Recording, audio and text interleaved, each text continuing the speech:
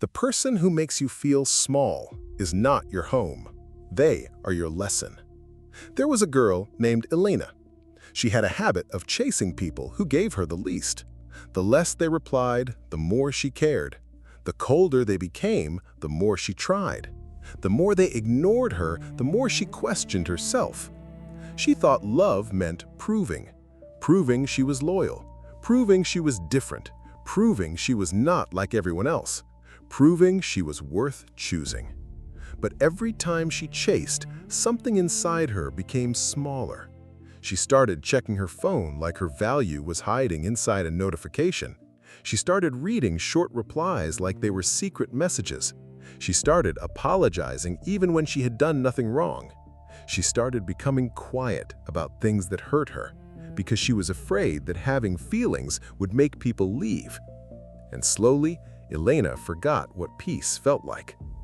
One night, she sent a message, a long message, the kind of message where your heart is trying to explain what your pride is tired of carrying. She wrote about how she felt ignored, how she felt confused, how she felt like she was always reaching for someone who never reached back. She stared at the screen, typing, deleting, typing again. Then finally, she sent it. Hours passed, no reply. The next morning, there was only one sentence. "You are overthinking."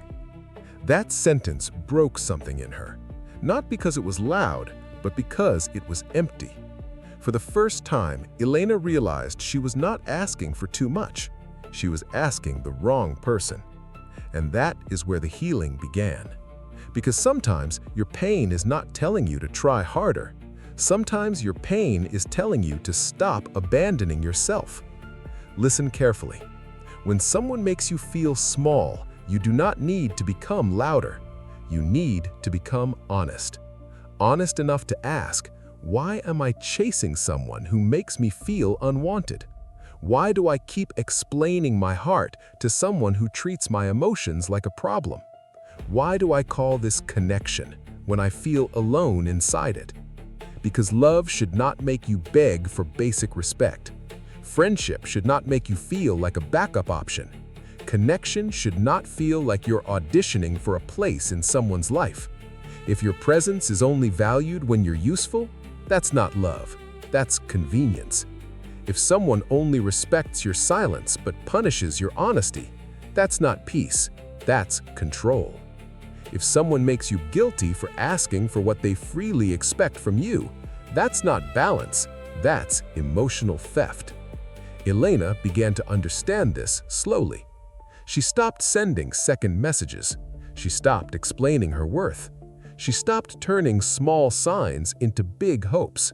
She stopped confusing mixed signals with deep connection. And at first, it hurt. Because when you stop chasing, you have to face the silence you were trying to avoid.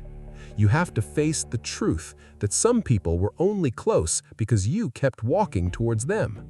You have to face the emptiness left behind when you stop forcing things. But that emptiness is not always loss. Sometimes emptiness is space returning to you. Space for peace. Space for clarity. Space for people who don't need to be convinced to treat you with care. And slowly, Elena changed.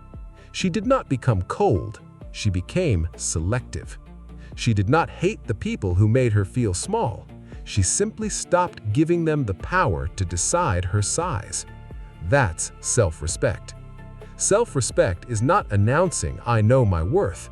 Self-respect is leaving rooms where your worth keeps being questioned. Self-respect is not begging to be understood by people who benefit from misunderstanding you. Self-respect is not chasing someone who only notices you when you're walking away. So remember this, never chase people who make you feel small. Never shrink your soul to fit inside someone's limited love. Never trade your peace for temporary attention. Never confuse anxiety with affection. Never confuse being needed with being loved. The right people will not make you feel like you're too much. They will not make you beg for consistency. They will not make you feel guilty for having a heart. And until those people arrive, choose yourself. Not because you need nobody, but because you finally understand that losing yourself is the highest price you can pay for someone else's presence. So stop chasing. Stand still. Let what is real walk towards you, and let what is not real walk away. Because the person who makes you feel small is not your home. They are your lesson. And once you learn the lesson, do not repeat the pain.